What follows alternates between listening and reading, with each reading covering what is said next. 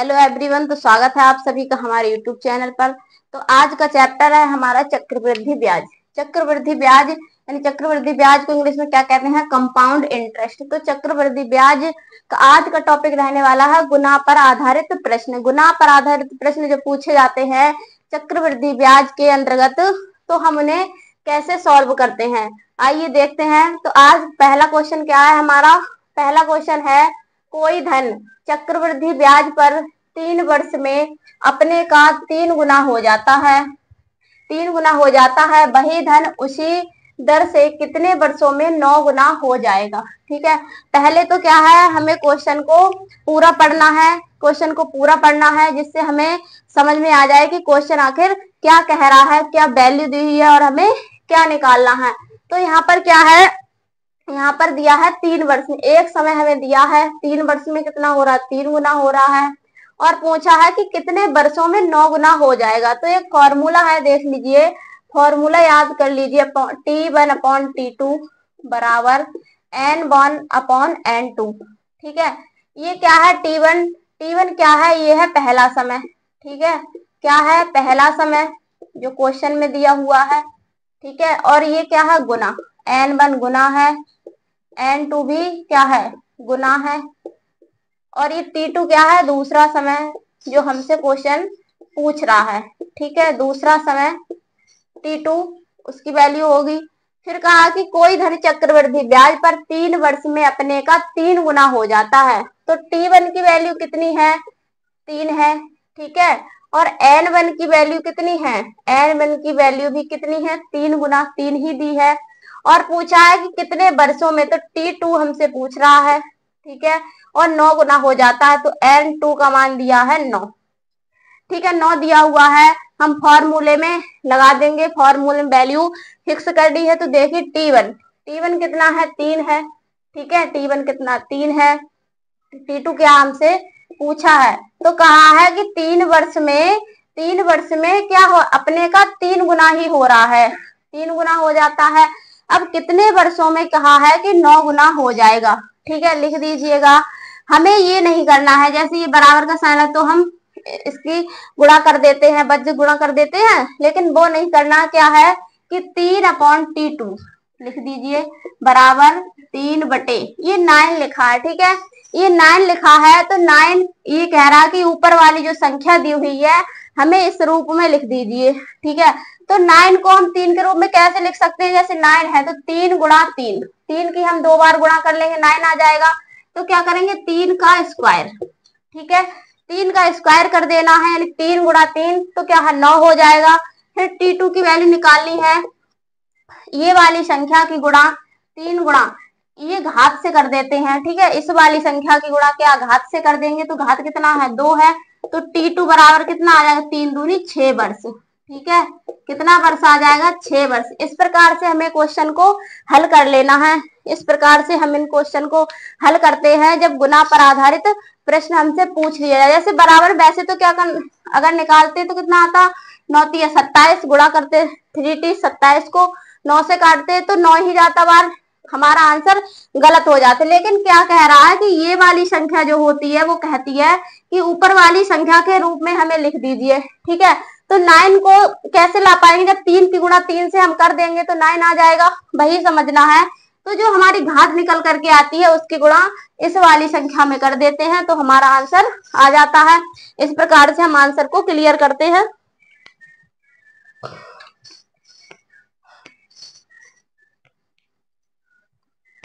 अब ये तो रहा स्क्वायर, इसमें क्या है? स्क्वायर आया है।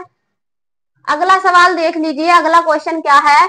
अगला क्वेश्चन है कि कोई धन चक्रवृद्धि ब्याज पर 5 वर्ष में 2 गुना हो जाए। ठीक है, कितना है? 5 वर्ष में 2 गुना हो जाए, तो वह उसी दर से 8 गुना कितने वर्षों में हो जाएगा? 8 गुना कितने वर्षों में? तो T1 दिया है कितना? 5 वर्ष दिया है। N1 कितना दिया है? 2 गुना, यानी 2 दिया है। वही कहा है कि कितने वर्षों में।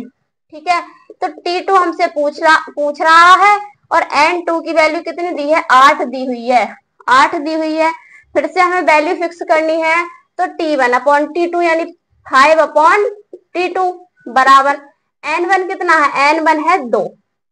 ठीक है, 2 दिया है, और N2 कितना है, 8 दिया है, ये हमारा क्वेश्चन में दे रखा है। ठीक है, अब क्या करना है, हमें T2 की वैल्यू निकालनी है, तो लिख दीजिए 5/T2 बराबर 2 कितना लिखा है नीचे, 8 लिखा हुआ है, 8 लिखा है, तो क्या है 8 क्या कह रहा है हमसे कि 2 के रूप में हमें लिख दीजिए, ऊपर जो संख्या है उसी के रूप में हमें लिख दीजिए। तो क्या करना है, 2 के रूप में लिखने के लिए क्या करेंगे हम, 8 को यानी तोड़ लीजिए, तो 2 गुणा 2, ठीक है, 2 दूनी 4 और 4 दूना कितना हो जाता, 8 हो जाता है, नहीं हो जाता, तो 2 को 3 बार लिख देंगे तो कितना आ जाएगा, 8 आ जाएगा। तो वही है, 2 की घात कितनी कर देंगे, 3 लगा देंगे। ठीक है, 3 लगा देंगे तो T2 की वैल्यू हमें निकालनी है। तो क्या बताया मैंने, जो घात की गुणा क्या है इस वाली संख्या में कर देते हैं, तो 3 गुणा 5, ठीक है, 3 गुणा 5, तो T2 बराबर कितना आ जाएगा, 3 पंजे 15 वर्ष। ठीक है, इस प्रकार से हमें क्वेश्चन को हल करना है, सॉल्व करना है, कोई घबराने की जरूरत नहीं है, बिल्कुल आसान सा तरीका। सिर्फ क्या याद करना, T1/T2 बराबर N1/N2, इसे याद कर लीजिए और कोई भी दिक्कत नहीं होगी। अगला टाइप देखिए, अगला टाइप क्या है, अगला टाइप है हमारा जब चक्रवृद्धि ब्याज और साधारण ब्याज का अंतर ज्ञात हो। यानी क्वेश्चन में हमें साधारण ब्याज और चक्रवृद्धि ब्याज का अंतर दिया हुआ हो, ठीक है, दिया हुआ हो, और हमसे पूछा हो कि धन निकालना है, तो हम कैसे निकालेंगे, आइए देखिए। जैसे हमारा पहला क्वेश्चन दिया हुआ है यहाँ पर कि 4% चक्रवृद्धि ब्याज की दर से 2 वर्ष में किसी धन के चक्रवृद्धि ब्याज और साधारण ब्याज का अंतर 8 रुपए है, तो वह धन ज्ञात कीजिए। अगर हम इस क्वेश्चन को फॉर्मूले से करते हैं तो हमें बहुत टाइम लग जाएगा, ज्यादा टाइम, और फॉर्मूले से करने के लिए बहुत बड़ा फॉर्मूला हो जाता। तो क्या है, मैंने आपको इससे पहले एक ट्रिक बताई है, गोलों पर आधारित है, गोलों से 2 वर्ष और 3 वर्ष का चक्रवृद्धि ब्याज या उनका अंतर हमें किस प्रकार से निकालना है, वो जाकर आप प्ले लिस्ट में जाकर देख सकते हैं, मैंने किस प्रकार से आपको वहां पर बताया है। लेकिन यहाँ पर मैं फिर भी आपको बता दूंगी, आपको समझ में आ जाएगा। कहा है कि 4% 2 वर्ष के लिए कहा है, तो 2 वर्ष के लिए मैंने वहां बताया है, आप देख लीजिएगा। 2 वर्ष के लिए क्या, सिर्फ 4 गोले बना लीजिए। ठीक है, 2 वर्ष का क्वेश्चन सॉल्व करने के लिए क्या हम 4 गोले बना लेंगे। ठीक है, 4 गोले 2 वर्ष के लिए 4 गोले याद रख लेने हैं। जब हमें चक्रवृद्धि ब्याज से 2 वर्ष के लिए कोई भी क्वेश्चन निकालने को कहा जाए, तो क्या है, हम सिर्फ 4 गोले याद रख लेने हैं। और उसमें क्या, ये मैंने बताया, ये क्या होता है, मूलधन। ठीक है, और ये दोनों गोले क्या होते हैं, साधारण ब्याज। ठीक है, SI जिसे बोलते हैं, सिंपल इंटरेस्ट। और ये क्या है, दोनों ब्याजों का अंतर। ठीक है, अंतर, इसमें क्या अंतर की वैल्यू लिखी जाएगी। अब कहा है कि 4% चक्रवृद्धि ब्याज की दर से 2 वर्ष में किसी धन के चक्रवृद्धि ब्याज का, सिर्फ क्या हमें अंतर पता है, यहाँ पर क्या है, सिर्फ अंतर की वैल्यू पता है, और हमें मूलधन निकालना है और साधारण ब्याज भी निकालना है। तो हम वो कैसे निकालेंगे, क्योंकि क्वेश्चन जब ही सॉल्व हो सकता है जब हमें मूलधन पता होगा। तो क्या है, कुछ नहीं करना है, दर को देख लीजिए कितना है, दर दिया हुआ है हमारा 4%। ठीक है, तो दर के फ्रैक्शन कर लेंगे, परसेंट हटाते 100 लगा देते हैं, तो कितना बार चला जाएगा, 25। ठीक है, 4 से जब 100 को काटेंगे तो कितना, 25 आ जाएगा। 2 वर्ष के लिए कहा है, तो 2 वर्ष के लिए अगर कह दे तो 25 का क्या है, स्क्वायर कर देना है, कुछ नहीं करना, 25 का स्क्वायर कर देना, कितना हो जाता है, 625। ठीक है, तो हमारा मूलधन क्या आ जाएगा, 625। ये क्या है, माना हुआ मूलधन होगा। ठीक है, 625 क्या है, मूलधन निकल करके आ जाएगा। क्या है, ये सिर्फ माना हुआ मूलधन होगा। अब क्या करना है, 625 का हमें कितना है, यहाँ पर निकल कर कितना है, 1/25। ठीक है, अब 625 का हमें 1/25 निकाल देना है। 625 का कितना है, 1/25। तो 25 से 625 में कितना बाढ़ जाएगा, 25 चला जाएगा, तो कितना आ जाएगा, 25। यहाँ क्या लिख देना है, 25 और 25 का क्या करना है, ये वाली संख्या ही लेनी है। 25 का फिर क्या, 1/25 निकाल दो, 25 का 25 यानी 1, तो कितना आ जाएगा, 1 आ जाएगा हमारा अंतर कितना आ जाएगा, 1 रुपया आ जाएगा। ठीक है, इस प्रकार से हम 2 वर्ष के लिए क्वेश्चन दिया हो तो सॉल्व कर लेंगे। अब क्या कहा है, क्वेश्चन को देख लीजिए, क्वेश्चन में कहा है कि चक्रवृद्धि ब्याज और साधारण ब्याज का अंतर कितना है, 8 रुपए है। ठीक है, 8 रुपए दिया हुआ है, तो धन निकालिए। तो अब हमने कितना अंतर निकाला है, कितना है, कितना आया अंतर, 1 है। तो 1 रुपए की वैल्यू कितनी है, 8 है। ठीक है, 1 रुपए की वैल्यू यानी एक अंतर की वैल्यू कितनी, 8 है। अगर हम इसे डिवाइड करेंगे तो 8 ही आ जाएगा। ठीक है, अब पूछा कि मूलधन ज्ञात कीजिए। मूलधन कितना निकल करके आया हमारा, 625। तो 625 की गुणा क्या है, 8 से कर देंगे। 8 की गुणा किससे, 625 से। तो मूलधन निकल कर आ जाएगा, यानी 625 गुणा 8। गुणा कीजिए, 8 पंजे 40। ठीक है, 8 दूनी 16, 4 कितने 20 हो गए, बचा 2। 8 छंग कितने होते हैं, 48। 8 छठे 48 और 2 कितना, 50। यानी 5,000 रुपए जो है क्या है हमारा मूलधन आ जाएगा। 5,000 रुपए क्या है, मूलधन आ जाएगा। जो मैंने 4 गोलों से बिल्कुल आपको समझाकर बताया है, ट्रिक बताई है, वो इससे यानी प्ले लिस्ट में जाकर देख लीजिए, आपको वहां से ये मिल जाएगी। क्या मतलब मूलधन कैसे निकालना है, इसी में चक्रवृद्धि ब्याज कैसे निकालना, साधारण ब्याज कैसे निकालना और मिश्रधन कैसे निकालना, वो मैंने आपको सब बताया। सिर्फ किसी 4 गोलों से ही बताया है, वो आप वहां से जाकर देख सकते हैं। अगला क्वेश्चन देख लीजिए। अगला क्वेश्चन क्या है, अगला क्वेश्चन दिया हुआ है हमारा, अगला क्वेश्चन दिया है 3 वर्ष के लिए।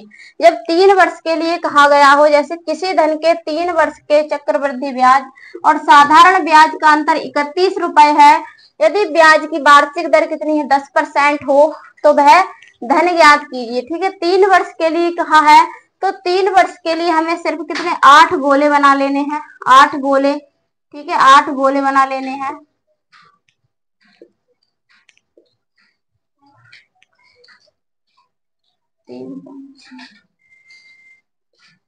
8, ये हमारे क्या 8 गोले हैं। 8 गोलों से हम 3 वर्ष का निकाल सकते हैं। तो 3 वर्ष के लिए ब्याज का अंतर कितना, 31 रुपए है, और दर कितनी दी हुई है, 10%। दर कितनी है, 10% है। तो दर का ही फ्रैक्शन कर लो, दर का फ्रैक्शन कर लेंगे 10/100, यानी 0 से 0 कितना आ जाएगा, 1/10। 1/10, 1/10 आया है। जब 2 वर्ष के लिए कहा गया हो तो स्क्वायर कर लेना है। ठीक है, नीचे वाली जो संख्या आ जाए उसका स्क्वायर कर लेना। और जब 3 वर्ष का कह दिया जाए तो हमें क्या कर लेना है, क्यूब कर लेना है। ठीक है, क्यूब तो 10 कितना आ जाएगा, 1000। 10 का क्यूब कितना होता है, 1000। तो कितना आ जाएगा निकल करके 1000। पी की वैल्यू यहाँ पर क्या हमें पी की वैल्यू लगा देनी, कितनी, 1000। 1000। अब 1000 का क्या है, 1/10 निकाल लो, कितना रह गया, 100 बचा। ठीक है, 100 बचा। अब क्या है, 100 का हम 1/10 निकाल लेंगे, 1/10। तो कितना बचा, 10 बचा है। और 10 का 1/10 निकाल लो, 10 का 1/10 कितना है, 1। ये क्या होता है, हमारा रफ कार्य होता है। ठीक है, ये क्या है, रफ कार्य है, तो हमें इसे क्वेश्चन से अलग करना होता है। तो क्वेश्चन से अलग कर लीजिए, क्या हमें आंसर मिल जाए। ठीक है, आंसर मिल जाए। अब कहा है, अब ये प्रोसेस हमने देख लिया। ठीक है, अब है कि क्या दिया हुआ है हमें, चक्रवृद्धि ब्याज और साधारण ब्याज का अंतर कितना, 31 रुपए दिया हुआ है। कितना है, 31 रुपए दिया हुआ है हमें अंतर, क्वेश्चन में दिया है। लेकिन हमने अपना कितना अंतर निकाला, ये क्या है, ये 4 गोले क्या है, अंतर को दर्शाते हैं। ठीक है, तो जोड़ दीजिए, 10 और 10 20, 30 और 31। ठीक है, कितना हो गया, हमारा भी अंतर कितना निकल कर आया, 31 रुपए निकल करके आया। जब हम 31 से 31 को डिवाइड करेंगे तो कितना आ जाएगा, यानी 1 की वैल्यू कितनी आ जाएगी, 1 आ जाएगी। और हमारा मूलधन कितना, 1000 है। तो ये मूलधन ही हमसे पूछा कि धन ज्ञात कीजिए, तो धन में क्या है, इस 1 की गुणा कर देंगे। ठीक है, तो कितना मूलधन निकल करके आ जाएगा, 31, मतलब 1000 जो है हमारा मूलधन निकल करके आ जाएगा। तो इस प्रकार से जब चक्रवृद्धि ब्याज और साधारण ब्याज का अंतर दिया हुआ हो क्वेश्चन में, तो इस प्रकार से हम सॉल्व कर लेते हैं।